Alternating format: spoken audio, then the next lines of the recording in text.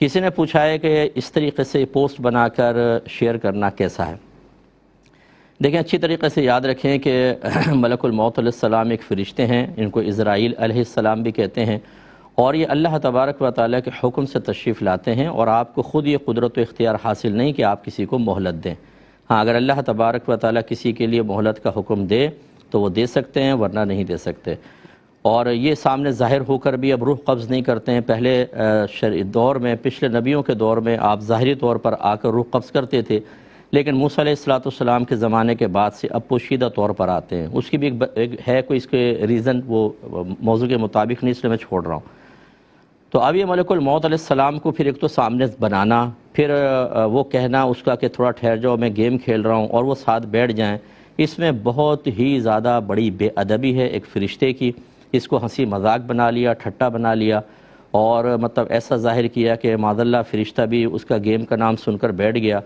یہ خرافاتیں جو ہیں وہ لوگ بتاتے ہیں کہ جو ان کو بیچاروں کو گھر سے بالکل تربیت نہیں ملتی۔ یہ ماں باپ کا بہت بڑا قصور ہوتا ہے کہ وہ خود دین سے دور ہوتے ہیں، انہیں نہیں پتہ ہوتا کہ بچوں کی کیسی تربیت کرنی ہے، بیسکس کس طرح سکھانی ہے، 1 سے لے کر 3 سال تک بچے کو کیا سکھانا ہوگا، 3 سے 7 سال، 7 سے 10 سال، 10 سے بلوغت تک بالترتیب کیا کچھ کرنا ہوگا۔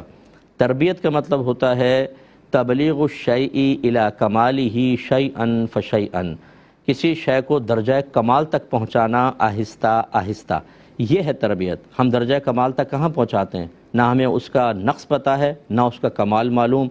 چند چیزیں سکھا دیں، اولاد باہر نکل کے اسکول کالج میں جا کے اس طرح کی خرافاتیں کر کے اللہ کا مذاق اڑائے، فرشتوں کا مذاق اڑائے، عذابات کا مذاق اڑائے۔ والدین کو پتہ ہی نہیں ہوتا کیا ہو رہا ہے کیا نہیں ہو رہا، ان کے سامنے بھی کریں تو بس ان کو کچھ نہیں معلوم، بیچارے وہ روکنے پہ قدرت نہیں رکھتے اپنے کم علمی اور جہالت کی بنا پر۔ اس لیے یاد رکھیں، اس پوسٹ کا حکم یہ ہے کہ ایسا بنانے والا دائرہ اسلام سے خارج ہوگا۔ یہ میں نہیں کہتا ہوں، یہ فقہاء نے مسئلہ بیان کیا، قرآن کی آیات ہیں کہ جو مطلب اللہ تعالیٰ اس کے رسول یا فرشتوں کہ وہ ایذا دے، ایذا کا لفظ استعمال ہوا ہے، اور اسی طرح ان سے دشمنی کرے، وہ اسلام سے وہ مسلمان نہیں، وہ کافر ہیں۔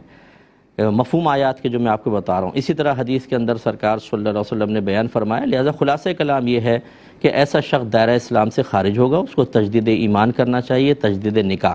اور جتنے لوگوں تک یہ پوسٹ پہنچے اور وہ ہنسے، مسکرائے، انہوں نے خوشی کا اظہار کیا، ان سب سے میری گزارش ہے کہ احتیاطاً تجدید ایمان، تجدید نکاح کر لیں۔ اچھا، جب اس طرح کا کوئی حکم بیان کیا جائے تو ہمارے وہ بہن بھائی، وہ بچے، وہ پیرنٹس جنہوں نے کبھی دین کی اونچ نیچ کو سیکھا ہی نہیں ہوتا، ان کا ایک دم اندر کا مفتی جاگ جاتا ہے اور ان کا ذہن کام کرنا شروع کرتا ہے، یار اتنی سی چیز سے وہ کافر ہو سکتا ہے؟ اچھا، اتنی سی چیز سے نہیں ہو سکتا، وہ بتائیں جس سے ہو سکتا ہے، وہ ساری آپ کو تفصیل معلوم ہے۔ اگر کوئی ایک آدمی آپ کی ہمدردی میں، آپ کے بچوں کے فیوچر کے لیے، ان کو بری موت سے بچانے کے لیے، سخت عذاب قبر سے بچانے کے لیے، میدان محشر کی ذلت و رسوائی اور پھر پل صراط سے کٹ کے جہنم میں گر کے جہنم کے شدید عذاب سے بچانے کے لیے کوئی بات کہہ رہا ہے، آپ اس کو انا کا مسئلہ بنا لیتے ہیں، آپ غصے میں آ جاتے ہیں، آپ بحث کرنے لگتے ہیں کہ ابھی آپ نے ڈاکٹر سے بحث کی ہے، وکیل سے بحث کی ہے، آپ نے جج سے بحث کی ہے، آپ نہیں کریں گے کیونکہ یہ آپ کی فیلڈ نہیں ہے، ٹھیک ہے نا؟ تو اس لیے میری گزارش یہ ہے کہ کوئی ایسی باتیں سن کے غصے میں نہ آئے۔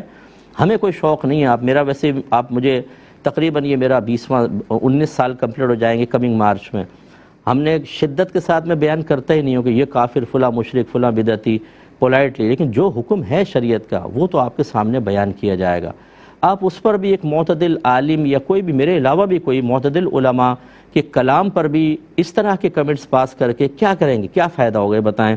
آپ کے بچے گناہوں پہ دلیر ہوں گے، آپ اگر دوست ہیں تو آپ کا دوست گناہوں پہ دلیر ہوگا، آپ کے رشتہ دار گناہوں پہ دلیر ہوں گے، اور جرأت مند ہو کر آپ کی حوصلہ افزائی پر مزید کفر کی طرف بڑھیں گے، اور پھر تباہی ہے، زندگی بھی ختم ہو جائے گی، آپ قبر میں جائیں گے، کوئی پوچھنے والا بھی نہیں ہوگا۔ یہ باتیں آپ کو کام آئیں گی، اس لیے برا نہ مانیے گا۔